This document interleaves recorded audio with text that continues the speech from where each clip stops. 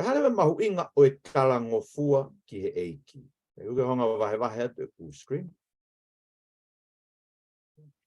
Na fotoa te tau kamata, koe talangofua, koe kono mo oni, koe te fito I mea ia o e tau tui. Fitu'italanoa o e talangofua kihe Otua. Sai, tau kamata me whakatupu.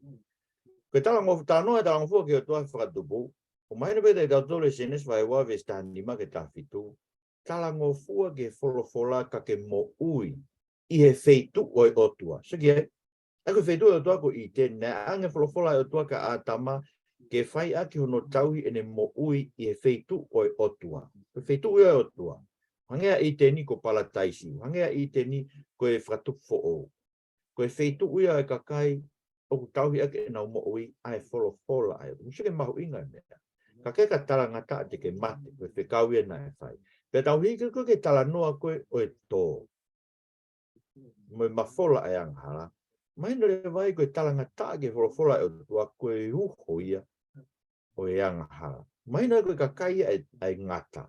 Koe kakai ai ngata, unau tui ki nau tō ke ngata. O unau whakaikai e ki nau tō ai Folofola e Otua. Paku ue fo ungai ua unau whakaikai e ke Folofola e Otua. Sike ki ngai mea koe na hanga koe ngata ai hei ka iwi. Unau bebe nau tō, mo oni koe na Folofola ke Otua. Ai peke nau tui nau tō mo oni mea na Folofola ke Otua. Peka pau nau tui mo oni ngai mea koe talamai e he Otua he Tohitapu.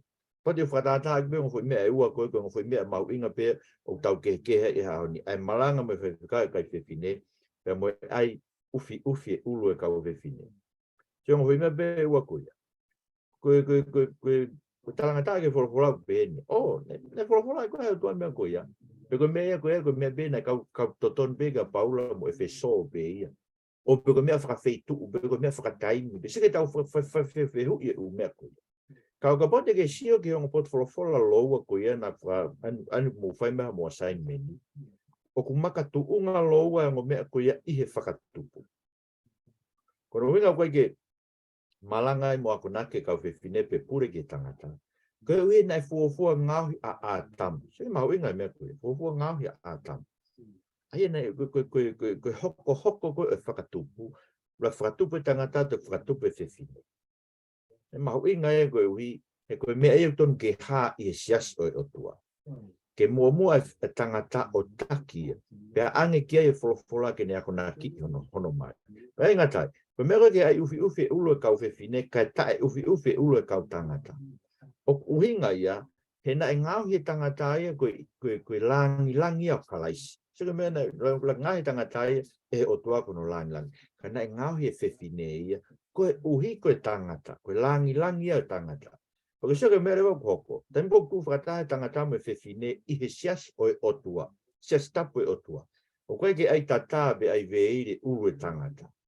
Kai ai veiri ai ulu e whewhine, ufi e ulu e whewhine. O kuna whakaha agi e na tuu ko ia, o kuna nofo I he malu o kalaisi, koe ulu ia o e sias.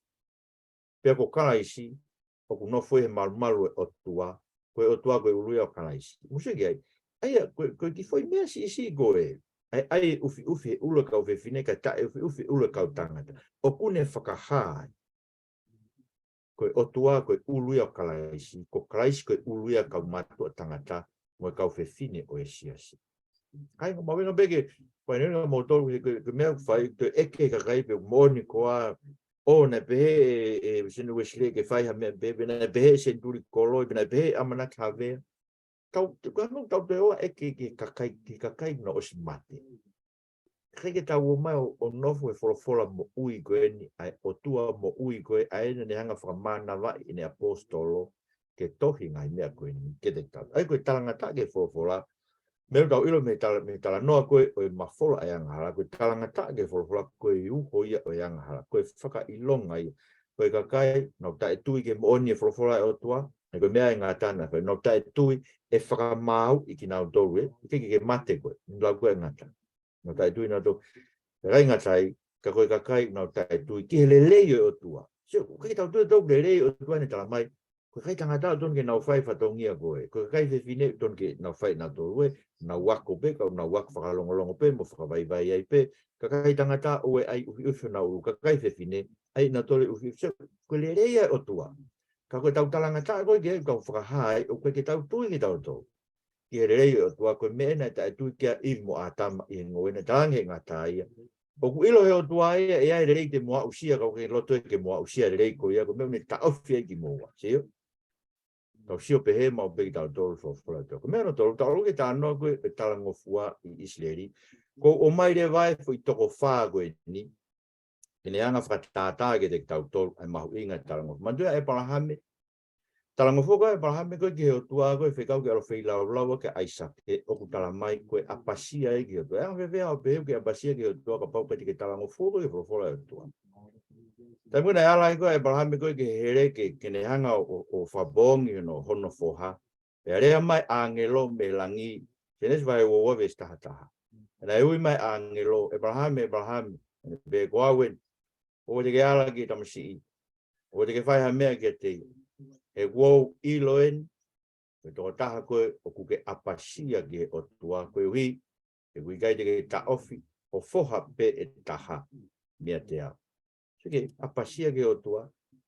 Ia me vea tau rau tau apasia ki o tua. Ka poko ke tau whi Talangofua ki tau tō ke Folofola. E parahame. Koe Talangofua ki Folofola. Koe apasia i ki o tua. Ko Moses. Koe Talangofua ki o tua. Kono whakalangi langi ia o tua. Mantu ke mena kai ke whai Moses. Sike Folofola ki o tua koe ka Moses. Arewa e ne whekau ki aluorea ki maka. Mantu, mena whekau. Ne ate ka kai na tangi ki aha vai. Pok mai no fo ko mafasia Moses. E kau vai whekau ke mena ke malu i o loto. Te mo tō peu whae sia kovi ke te koe. Malu i o loto ki o te ke mamahia, o te ke itai, kore ki o tua ki o te ke hangai ko Moses. Na ke whaia hatu tūni. E tene hanga wesia. Ko so mena whae Moses na itai ka kai pe talangata ai ki o tua. E ke vesi hiwa no mipa vai wanoa. Tō mere Moses no tōtoko. Me ao e Otua. Hangai peko e Folofola e Otua. Ne hangare mo e lone ui mai ka kai na uomio tu i mua he maka. E hangare wa Moses. Whanongo mai a motola ka uanga tu. Te ma omi ko Hawaii me maka koe ni. Pea hiki e Moses no tōtoko o ne tā i e makatu o ua. Pea toki tawhi mea he vai. Na whekau ke alu rea, alu ia o tā. Pea ngare Folofola e Otua vesta hawa. No mi ka wanoa. Pea ngare Otua ki ai. Koe ui, koe kai te mo whalala mai ki a te au, ke mo whalangi langi i au, ke mo whakatapu ha i au e au Israel. E kai te mo ave e mo ua ka kai koe ni, ki e whanua o whaki manauto. Musiki ai. Koe ki mea si ina whae Moses. Na whekau ke rea alupeo tā e maka. Aia, na Talangofua bega kai ki Talangofua e ke mea na talang e Otua. Ka musiki e whemai Otua. Pe mo peo toa koe me o tala mai ke whai ke. Aia koe pea mea ahoi ni tau pe. O mai no kumana ko winga be toa ke o e malanga e kani ai peke ni fai pea ki ako Tohitapu ai siasi bu afa nga me pe. Se ai tau e si i mau tau ki we si i mau pe ki tau tolu ia ai me ko whekau e Otua. Ko me ko whatokang ki tau tolu ke i me a Moses se. Ka ke ka re e si e me. Tau te ta tau be. Mono re e lahi. Ma ho inga abu be tau tulor ka kantu ke tau whakalangi langi ai Otua. He tau whai mea kou tala mai he o tua ke tau whai. Koe eko Moses e Abraham, Moses kere. Manteo kere, ko kerepe mo siua, na whanonga i me ispite, o au ke whanua tala whan. Katoa e koi, tau tangata koe na tumai me ispite, na tala mai ke te tala toi, ki soto kai tahawa, na whengu toko ono kilo. E kau tangata me. Makalau whakata me whimato, ma toko tahapo niwa miliona, be wofia. Katoa e whukakai ko ia, na nau mati ko toi toa, foi toko ua mā tepe. Na ave he Otua ke whanua tala ofa. Ano uhinga. Tala mai ke te tau tolu e no mipa wa he tolu wa ve stataha me tahawa. Koe uhi, he na ana mui ki na ua aki e kotoa ho na loto kia te au. Koe lau e koe Otua koe ki he. Kia ke repi mo siosiwa. Hei kai huha taha, e huakai koe nai ome ispite, ke whanua na palomesi aki kufua kawa ke Abraham Isaac mo sekope. Hei kai huha taha, tuku kehepe a ke repi, foha o sifune, koe ke nisi. Mo siosiwa foha o nuni. He na ana mui ki nawa ki he Otua, aki e kotoa ho na loto. Koe lego ngā koe moritoni koe molo mui vae. Ye Otua. Musi me mau inga molo mo va e Folofola Otua. Ko ina na hau na toga na oko spai e fonua, ko mena e hoko. Foki mai foi toko hongo fulu e ko talanga na tolu. O hanga he Otua ave na toke tamate i na tolu he fukakai kau sai niti kuna no foi fonua. Ko kere pipe mo so siwa na talangi. Io o kumo oni o kia e kau sai niti no foi fonua ka ko ni ko spalo mesma he Otua. Tene omi e fonua ke te tau tolu, peka pa te tau tui ke palomese atua, te tau lava i kuna i kau sai niti. Musia ke palomese atua ke Folofola atua, pi ki tai be o tangata e koe niki ai.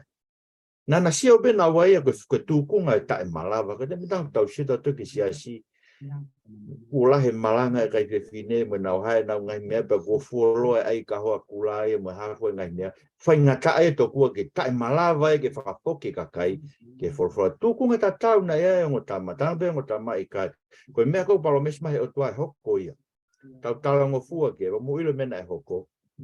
Nei kai ke nau Talangofua ki nau toki o tua, pia mate ai, tau e whānoa, koe aho e whānoa kuna na oa e wasia se whanua, na iriwe koe tau e whānoa te nau whanonga e toa whakao, ko mate ko toa fwoi tangata koe na ome ispite.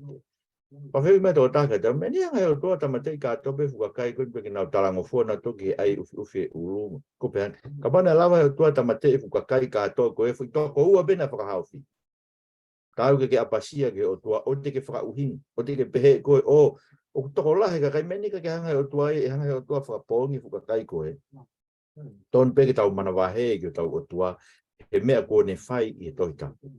Ko whaasire ko saula, mantu e saula, ne alo saula whikau ke alo tāmate i katoa a mareki. Alo saula e pia haue mo tu ia e kaki. Pia mo veloaki koe whangasipi. Koe koe ni pēto koe whemao si hoa whei laula. Mo mebe mea koe ne tange samiwa. Tange samiwa, plak samiwa vai taha ni ma. O ke be manako ai Otua ke whei laulau tutu. O ngahi whei laulau. O laka ngeia i he Talangofua ke he Otua. Ke Talangofua, o laka ngeia, o kurerei hakeia i he whai laulau. Koe loto tokanga, o kurerei ngeia, i he ngako o e lami sisimo. Sipi sisimo. Se mea o mau inga mea. Tau beta to o sai pe tau ave tau ngai fu fei lau ke o tua tau misinare mo ha ngai mea tau ave ke langa ate siasi ma ngai mea ku. Mo beta tau hao ai ko tau fai beta to tau ngai ngau ka ke tau Talangofua ke Folofola o tua. Ka bana kai hao asau. Mo mea ke mena to ai o tua e me saula kure anga ave e ka te vita. Pana be ko te vita ko tangata ia o tatau to pe monofinanga. So ko to fa ko ia ton ke na fa to kangi tau tolu e ka wai fekau o se tuata ka mate ki lot ka lotu fuoloa o rea ka de mo tolu ka lotu fu ta te fito ka lotu fuoloa fai nga ta mau be ke tau fai fina ngalo o tu tem to ha i lo e Tohitapu nga ta e to ko ke riwe me ni fuoloa pe to ko ta no sai ko te ko ke tanoa Talangofua ke ta ka palofita o to fa to kanga mamafa o bito mai. Na tu i na tolu ko hui ke tu e tempare se sale mai ke tanga to fa au ha ko tanga le vai rola to se mai vai fi ko mo fai ngai me ko ni ko to le mo to le ka ka te mo fanom ko ui ke te mo tolu ka te mo tari mai ko ia me go na fai ki sailo ko e bla ki fei tu e na tu wai ai te nit fei lo ki anga ko na fononga me to fa temna na huai ke fonua vai fonua e sosiwa pe na wanga le wa fo tu e te nit fei lo anga i sai na nga do ha ve ke te nit fei lo anga ko ia go na talanga ta tanga to me na fai sai lo te fai ia ke te pare ko na langa i ho hua fa ai fare ko ni mo falala gai o mo be ko fei tu ia ko fo ke mo tol mo ngahi kui te uhanga o to'o ki motor o li aki atu ki motor me hoku ao hange bego men na ku fai ki ha Israel ai ka kai o ifaremi aia kainga mo se ge ko tai fi farao ke re o Jehova kai fala la ia to ku he tempare tu yo no na tau fala ki tau tolo tau la kanga fa fai feka o tau fala la he fuolo e tau fononga mai e senturi koloi mo ai fu to fononga mai ko tau ngai ha a ko ngai ha i lo ai we siriana ko ha ngai me be we tai fi fanongo ko ke o tua ta mai se vai vai fitu ve so no tal me ispit a ko to ape me to fe ka de ko se vani ti ko profita kai be de mo faraongo mai pe te mo tokanga mai. A mo tōre kau kia ke kewa o mo whai o te kōwia ngeia ho mo ngai kui. Ainga, ko whambeke ua na alau ki tau toka kau kia ke kewa. Kau mai meo whanong ke Folofola o tōpa tau tō whaka uhinga peki tau tōru ia. Ko wiki ke tau tangata peki tau tō ke Folofola o tō. Sere mai a wahe wa ni ma. Kau mai keti ke tau kei nofo e whanua. E hanga o tō tō whekau mai ne kau palofita. O mi ke te moto ka kai peke mo fie whanongo pe te mo fie tokanga. So ka ngoi meo ta tau pe. Tai fie whanongo, tai fie tokanga. Anau behe mo tafoki me mo hala kovi, mo ngai whai kovi. Ka te kuka mo noho e whanua koe ne atu heo toa ma mo ngai kui. Kai peke nau fie whai. Sere mai vai toru ni ma ve stani ma. Tange toa koen kou tō whekau te kau palofita. Na urea ke te mo tolu, mo tafoki me mo hala kovi. Ka whakafo ho mo tō o ngā. Ka o te mo mui ke ngahi o tua kehe koena mo mui ki ai. Ka te mo nofo e whanua ko whaket mamu. Musa ki ai. Ka taimpe tau ri ake Folofola e o tua ka tau lau tau kei lotu pe. O tau lotu tau ke o tua ai tō. Ke o tua kehe. O tua pe kau whatua pe tau ngai tu whahalo whasias. Ke ki o tua si ia. E wikai ke tau ki ake tau tore o tua e Tohitapu, aini o mai ni ngai whahino hino i he kau posto. Aia e iku leo ke no whakaaua ki tau tau. Tau mena whakarifo bitu na ulawe i skeri wahe hiwa besi ni ma ke fitu. E whakaaua ko e kolo ko se usare ma. E haere ma ko e o tua ke whai whakamau. Na sio a isikeri ia ke kau tangata unau ha. Ke ue tangata e taha uha mwene takai ngā tohi, ne pepa tohi, mwene takai ngā vai tohi. Whekau rewa e o tua e tangata ko ia, alu mua ki he kolo, o ke whaka ilo ngai e ka kai koe nau nofo he kolo, ka unau mamahi mo toe mo tani, i ngahi whai kovi ko tope ai kolo, e mo ngai mea kovi mwhai ria ko tope whai kainga. Ko rau tau ton ke tau tangi mo toe ke o tua. Ko ego ngai whai kovi ngai kolo kon tau nofo. Peu ke nofo i sene. Peu ke nofo i okalani. Peu ke nofo i nuku alofa. Peu ko honolulu. Peu ko whe. Ton ke tau tangi ke o tua ngai whai kovi. Ko kakai ne whai longai. Patalangi re vai. Alo tangata whai longai. Toi ngā koe e kau whanonga koe o tangi. Mo mui he ke kolo. O mo tāmate i oa na mo toi mesi ki a taha. Tāmate i tangata eiki mo e talavou, whine motua, mo e whae, mo e whanau. Ka kai ko tō peu koe ke tua e whakailonga e honau lae. Mo tāmate i mo kamata me oku potu tapu. Mo kamata me kau mātua koe na unau tuu i mua e tempare. Mo se kia? Kamata me tāmate o tua koe kau tarangata me tau tolu koe kau whaiwhi kau mātua koe kau tuu e ae o tua. Ko whambe ka inga. Ke te whanongo pe gen pa ke pe o. Sai beia ko mea nei ko ngā fuoroa. E te mau hao pe ki mau tōleu, mau whaiwhekau. Wahai ngai lakanga mau inga sies. Msiki e, oua mua. Tānoa koe Talangofua ke Otua e sisu. Tāmai e sisu ke te tau tō. Koe tai fie whanongo ke Folofola. Whailonga e whanau e te voro. Suen vai valu e whaua ke whawhitu. Tānge e Folofola nge Otua ke te no. Pau koe Otua ho mou tamai. Te mou ofa ke te au. Ko hau me Otua. E te hau ia te au, pina whekau mai he o tua. Hame uwhai ngā taai ke mahino i ngahi rea ke te moto. Koe uhi, he koe ke mō lava i moto ke mahino i mea ko Folofola ke mō. Kui moto rua, koe kakai ki moto ho mō tamai ka te voro. Pea mō whai pe moto, ai mea ko tō pe tu uni ho mō tamai ko te voro. He koe tāma te tangata e me kamatanga. Pea kui kai ha mo oni a te ia. E koe taime urea loi ai, nerea a ana he koe loi, ka koe tamai ia e ka kai loi. E musiki ai. Koe hunga pēku tau talanga tae ke Folofola, he koe whanau ki tau towi a setani. Koe ke tau Talangofua ki tau towi ke Otua. Kau pere vai, e sisu, koe ia koe, koe tō taha koe o ku kau ki he Otua, o ku whanongo ia ki he mea koe Folofola ki he Otua. Koe uhinga koe ke mō fie whanongo ai, he koe hui koe kai ke mō kau ki mō tō ki ka kai ai Otua. So ke tai fie whanong ke Folofola, ka tau ke fie whanong ke Folofola e Otua, ngai mea koe tau tānoa ke tau kalasi. Ke he la koe whaka uhinga mo ia. Kua ngai koe koe mahina pit pe koe problem whalau maari, koe ka kai ai Otua. Koe ka kai a setani, ka kai a te volo. O te mario e talanoa koe, tau koe ke talanoa koe e konga Fakamo'ui. Kainga koe Talangofua koe mea ofa mai me Otua. Mwilo koe ke tau lau tatu Talangofua ki tau tolpe. Mandu koe talanoa e komunaniti fo o koe na talanoa ke kau palofita. Tene to e loto makaka ne ai ha loto o kakano o mo'ui. Ke ne hanga no lau maria tohi i o tau loto e ne Folofola ke tau Talangofua fi Talangofua. Ai koe lau a paula koe loma wahe o no vista fitu. Fo malo ke Otua koe ui neongo na mo nofo ki mu a koe kaupo pula anga hala. Ka koen ko mo hoko o Talangofua me ho mo loto ki he te fito i ako naki koeni aeni ku mo nofo gei mo fai gei ho mo tuku pā mo whakakau pau. Ko matawataina ki mo tolu me anga hala. Mo hoko eni koe kaupo pula ai maa onioni. Ei koe Talangofua ia. Koe Talangofua ke Folofola ai Otua.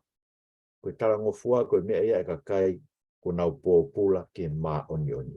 Koe u tau kei pōpula pe tato ke anga hala. E kei peke tau whi Talangofua ki tato ki o toto. Mareo Paula e Filipai wahe ua.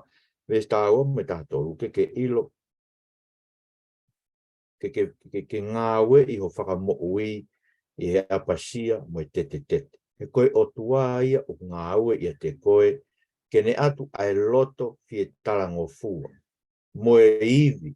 Ke whai aki ai ngahi le lei ko toa pe ko tūtū ni o toa. Mula koe kono mō ni. Tau whemara toto hai. Tau whemaha mawhai ke tau Talangofua. Tau tala mai koe Otua koe o ngā ue te tau tolu. Ke ne omi e mawhai ke tau whi Talangofua. Mo e iwi, mo e loto ke tau Talangofua aki o tau Otua. Nako ni tau kore toki o toa ke whawaiwai o tau loto. To e tau uhinga whakai tangata. Tau tūloro ka kato ke. Mo sere koe nea koe ke tānoa koe whakatufo o koe kau ikuna. Nau tolu pe ia, nau huke whono. Ai kau ikuna. Ai kakaina nau mo ua mamahi na nau tangi. Mo ua mamahi. Koe uhi koe nau tuu he Folofola ai Otua. Tau mai koe kakaina nau ikuna.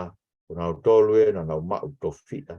Pena nau nofo koe whanau ai Otua. Pena nofo Otua ko nau Otua. Whawai ua taha vesi. Fitu whawai ua vesi fitu. Wakai o wawe alu atu. Monui a ka koe au ni tauhi ai Folofola ko tau pe ko tohi e takai ngā tohi. Uhinga peke toi whakaha. Ka e lawa ke tau whauinga. Koe koe tu e toi whakaha e ngā taanga e Tohitapu. Koe takai ngā tohi ko tāna ke asione. Koe takai ngā tohi o e whakau fo o moe Tohitapu. Te nau mamata ki he to. Musi ke koe kau i kuna ka kai nau tu e nau mo ue Folofola e atua. O whambe e mahu inga maari e bere te ngotolu. E Talangofua ke Folofola e atua. O whambe whaasa ke ngomea e ua koe ni. Pero aqui, não se lava bem, mo essa e se ope vai faua. Se ope vai faua. Mas o se tá no co se ope, o nego que faca osi. O Folofola angre vai a tua vez no fit mo val. Que ngai ka nga me a co si oni. O si ona, a si ope. O se ngai me ko e Folofola a tua e ngai me ko ni que se ope ne pege e fasi me ki mani. Ko hau lahi e te koe. Mo hongo kau mea koe nei wa koe uhi. Koe kai te mourea ke mo oni o kau ke te au o hange koe se vānit ko si ope. Eia, nai kai ke tonu e nau whakauhi ngai ai Otua. So, hoi ai, mo toa pulu e fit, o lami e fit, sipi e fit, mo ke se vānit ko si ope. Ka tene whai whai lau maa mo tolu, tene lotu maa mo tolu, koe ui ke utari ene lotu. Pea oa nā ku whai ke te mo tolu. O wharatau ke mō mea nai whai. Eia musa ke, o koe ke tō maa e Otua ia, ono whakauhinga halai. Nga pai te tau mimi o be tau tō, mena o lawe ke, mena tū tau mai si suge de tau tō, koe lotu lau ngutu e, koe tau hipe ngai tu whakaholo pe ai tangata. Koe lotu ton ke ai ki ai ho tau loto, koe tau he Folofola, koe mea whaasio ko whaami whaaski ai. Koe toika a ua pita, na mai ke te tau tō le tohi a ua pita wahe, tolu. Ke tau mai awa pita wahe tolu. E tau ilo me tohi awa pita wahe tolu. Ne osi kamata ke mafola ngai tohi a paula ia. Pena e lawe ngai tohi a paula. Ko ngai tohi a Tohitapu. Vesta ni marewa awa pita wahe tolu. Ne tau mai ke te tau tolu ai. Ke oa te tau hanga o mimio e Tohitapu. O hange ko e whai ai ni i. E mahino bia. Nei ni ihi e kuonga koe nina na lau be na toi mea kana Paulo na tolo mimio e tohi. Koe ui, koe mea kana na whamatala koe he vahe tolu. Nau mimio e nau tolu e tohi ki ho nau whaka auha o nau tolu. Koe ngai mea Paula. O Paula ni kau tānoa ke. Kau tānoa ke ne tamai ke te tau tolu mea whika aki mo e kau whewhine ke nau wako whalongolongo pe o e te nau pure ki tangata e siasi. Koe ngai mea ia apostolo ko Paula ni whainuni tau tolu ke. Kau tamai ke te tau tolu e pita. Koe wahe tolu ve stani ma. O ku hiki, o ku whao e Paula e ne ngahi tohi ko toa pe, o ne rea ke ngai mea. Ai koe ngai mea ai whainga taa ke mahi no. Ka kuhanga e kakai vare ia mo tae matu. I leo ngā ke moritoni. Kakai vare, kakai kai atamai mo tae matu. O nau hanga mimio e ne ngahi tohi. O hange koe mea nau whai ki ngahi tohi ke o Tohitapu. Ke whai mea nau whakaauha. Kainga ko sea ahan koe nau rau holo he ngai mea koe ni. Ngai koe ngai artikolo ngai tohi whakaako. Ki ngai mea koe tau Talanoa ki ai. Koe kau ako pe nau tui ke Tohitapu. Ka kou sio ke nau mimio e mea koe ni. Nau mimio e nau tolo mea koe ni ki ai veire ka ai whewhinea talamai koe uinga pe toku ai ke ai ho nau ulu. Ke whau toku ho nau ulu ka e ue tuku wangi ki lalo ke mea. Os mahino o mitipe ko matala Paula. I kai koe mea koe inga. Tamai ni i toku ai a. Koe uinga pe ia ke mahino be u kehe ai tu unga e tangata mo e whewhine i e lotu. Os mahino be una kehe ko te sio tu na asi mai ko fu tangata e ko fu whewhine. Na kehe pe kai te whawhai kehe veve. Uinga a Paula ke ai e ufi he ulu e whewhine ka tae ufi ulu e tangata. Ko ike na tu whakataha i he ao o e eiko si su kraisi ko e ulu ia siasi. Pea ko kraisi ulu ia o e Otua. Aia, ka inga ko inga pe blawe ki ai mau inga, blawe no mimio e umea koe ni e haoni, kau whatokangi tau toke, pe te ke whanongo pe koe ngai whakauinga whakapoto, hanga men ko lau ki ai. Ka ko ngoi pe e awia, koe whakauinga whakapoto pe ia, kono mimio pe ia o ngai mea koe whamatala mahino o bitu pe Tohitapu. Koe uhe makatu unga uhinga ia o mai ke te tau tolu e Paula me whakatupu. Ngauhi e o tua tangata mo e whewhine. Ko ia ai. O ku tāu mo e tau tangata ko toa pe, ke nau mui ki ai he koe kapau puna e whakatupu koe e he Otua. Koe whakahino hino e nuk whai me whakatupu koe. Eiki mau kore ke te koe. O e vai mo maurotoko mau Talangofua ki ho Folofola. E hoko ko toa pe ngai whamatara e koe ni koe koto kula noa, me koto lau whanoa. E kakai, una o stu pe na tui na uloto, he kai peke nau Talangofua ki na tuke o Folofola. Eiki. Ai mo ke mau pasia ke te koe. Fuka au koe nei whai fuka kai nei hau me ispite. Tonu ngene whatokangi mau tō fui toko ua pena e hau. E inga tai e tō ka koe fuka au koe nei whai koe nei kuonga iskeri. E kamata pe me mamkau mātua koe nau tui mua i he tempare. E kai te mau hau ki mau tō koe pehe koe kau whai whekau ki mau tō mau tū e hau e awhiona. E kamata e te mau tō ai tāmata me whakauha e awhiona. Koe uhi koe mau talangata. Ke Folofola a whiona. Eik whawaiwai mo mauroto. Koe whaine ino mo ki mautolu. Mau Talangofua ka kato ke te ko Jesu Christ ko mo Fakamo'ui. Amen.